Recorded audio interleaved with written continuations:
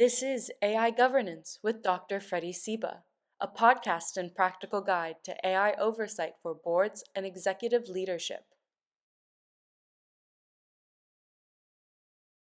All right, welcome to another episode of AI Governance with Dr. Freddie Seba. Today, we're very lucky to have an institution here in Silicon Valley. Um, is Miguel Casillas. He is the founder and executive director of SV Links, which is a nonprofit organization that builds bridges between Silicon Valley and leaders around the world.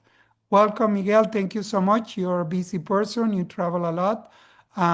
Would love to connect with you and share how you see the ecosystem engaging in with AI and for us to understand some of the differences, some of the context. And as you know, this episode, we're thinking about AI governance across innovation ecosystems, which you touch a lot of them on your daily, weekly, and why context matter for leaders in Silicon Valley and, of course, beyond. Again, welcome. And let me start you by asking you to introduce yourself and to tell our audience why they should listen to us. They're busy. So, why should they listen to this brief conversation? Okay, well, first of all, thank you for having me. As Freddie mentioned, my name is Miguel Casillas, and I'm like a late comer to Silicon Valley. I discovered Silicon Valley probably in my middle 30s. I knew about it when I was young. I'm an electrical engineer. All my education happened in Mexico, Tec de Monterrey, Padre Business School, but I was following all the news from Mexico, but when I started traveling to Silicon Valley, I discovered like a different layers of the ecosystem. Specifically, when I discovered the entrepreneurial and venture capital layers, I got fascinated by the nature of this place, the ecosystem I realized there's almost no Hispanics doing business in these layers. And then I decided I need to do something and I need to change that. I need to have more Hispanics participating in the dynamics of Silicon Valley. And that's how I started as Links back in 2011 as a nonprofit. Even before I did some other activities with my business school, the IPADE Business School, but SV Link started in 2011. Excellent. Thank you so much. So, can you tell us more about what is the mission, what's your audience, and why this matters to our audience? Okay, well, so the mission is to increase the participation of investors and founders of startups from Latin America in Silicon Valley. And why started? Silicon Valley is a kind of unique place. It's kind of a, I mean, it's a little rare place. It's very uncommon, but happens to be one of the largest. If Silicon Valley were a country, will be the largest in terms of GDP per capita in the world, on top of Luxembourg, on top of Singapore. I mean, just the 20 something cities surrounding Silicon Valley is super rich. But when I moved here, I noticed that the Hispanics here happens to be probably the poorest people from Mexico. And that hit me. I mean, that hit my conscience, that hit my, I felt like a moral obligation to spread abroad in Latin America within the business circles, within the um, leadership in business circles in Mexico, and then we expanded everywhere in Latin America to get to know Silicon Valley, because there is like is an isolation between Silicon Valley doesn't know well about Latin America, and Latin America, they don't have any clue about Silicon Valley. It's getting better, but still there is a long way to go to have a better positioning of the Latin American capital, Latin American talent in this place. So that's why we're following that mission.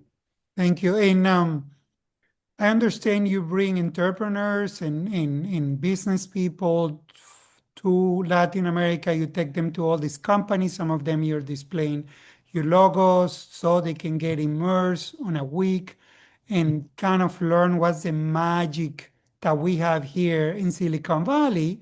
And then you basically, the thinking is they go back to their own ecosystem, their own country, and they try to pick what applies to those countries, whether culturally, legally, technology wise.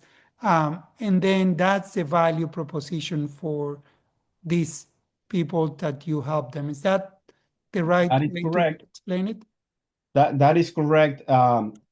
Just what I learned along the way is that so I brought originally founders of tech companies and also established business persons from traditional businesses. Let's say construction businesses like brick and mortar.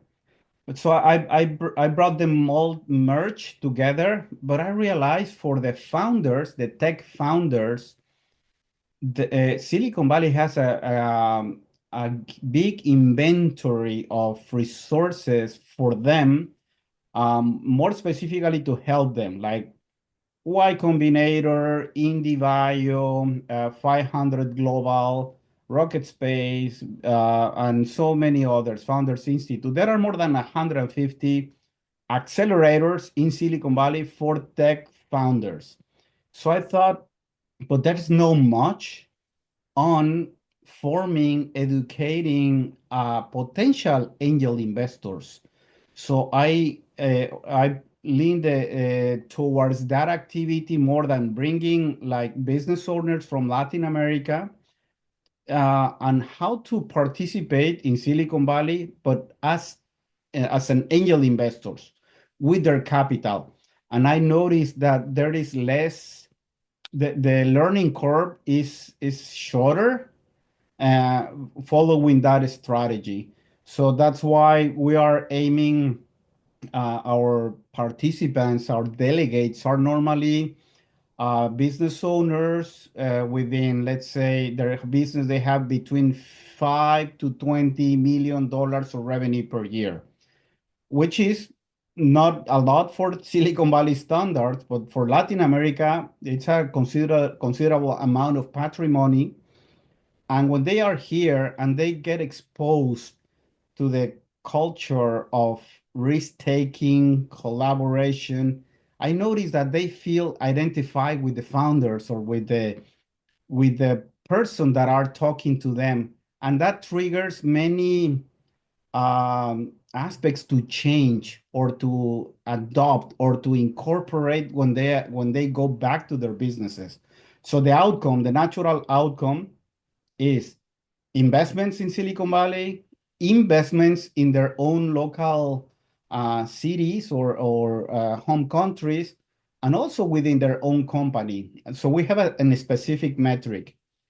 Uh, per every participant, every person who participates in our program, they create 0.92 new employment back in their home countries, because that triggers like the uh, reignite the entrepreneurial spirit of them, which is amazing. Amazing. It is Amazing. amazing. So let's thank you for that rich content.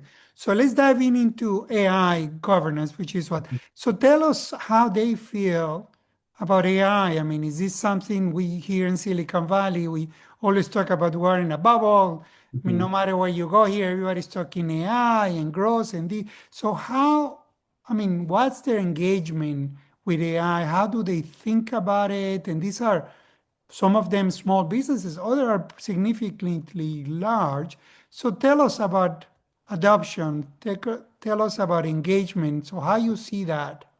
So there is a big spectrum on how they react to AI. I mean, Silicon Valley is always like leading. Actually, this bubble, in my opinion, those is intentional. Those are intentionally made, and then the rest of the world follows. So, but Latin America is always lag behind, since in general the culture is risk averse. They're not like early adopters. So they want to see what is going on with the rest of the world, and later on they incorporate that into their businesses. Well, that is happening with AI. So same happened to them with the moving to the cloud. When almost the most developed countries, they already were in the cloud. Well, Latin America is still in that transition. There are still many large companies, big companies, even like multi-billion dollar revenue companies in LATAM. They still have data centers within their premises. Hmm. So that is, I noticed that AI is the same. Everyone knows about it. Everyone is aware about this massive transitioning to AI, but I haven't seen like a serious adoption in their businesses. And for two reasons. One is that I mentioned is risk averse. And the second one is probably lack of knowledge yet. They heard all over the place, but they don't know how to incorporate it in their businesses. That's my take. So are they concerned about this being a new technology, the fact that it's not stable, the fact that there is all this governance and laws? So what do you think are their concern with engaging with AI in their context? So I think there are like two different way of how they apply the use of AI. I think at a personal level, I'm sure everyone use them, like the chatbot, or like a consulting, like ChatGPT or Gemini. I'm sure everyone is using it more like an individuals. But on the side of their businesses, I'm sure they're still hesitant about the risks that involved, the lack of privacy, they are concerned about the budgets that they needed, or they don't have any experts that can help them in that front. So I think that is like two aspects. At the personal level, there is full immersion on that as a users, but as companies, there's still I mean long way to go. Thank you. Thank you for that concern. And when we talk about Latin America, Latin America is a big continent. It's very different adoption, technology adoption. You have some countries are going faster than others. Can you give us a little notion? I mean, differences there, like Mexico versus you get people from Chile, from Argentina, from Brazil. How is there something that our audience want to know about AI engagement and any differences between one or the other that you would like to share? That's a good point. Well, Latin America, even we speak almost the same language except for Brazil, but it's a mosaic. It's very, very different. Mexico being so close to the United States, there is a big, big cultural influence in Mexico, and I'm sure the adoption is higher probably in Mexico, especially as a individual users of the tools of AI. And I'm sure they are more like aware of the movement what happens in the US, Mexico trying to copycat or follow that immediately. So I'm not saying that is more advanced than other countries in South America and Latin America, but it's like a first mover in these trends following the United States. But in my opinion, the most advancing, the more risk takers, and they are good in software, good in design, and there are more risk takers, in my opinion, are the Argentinians.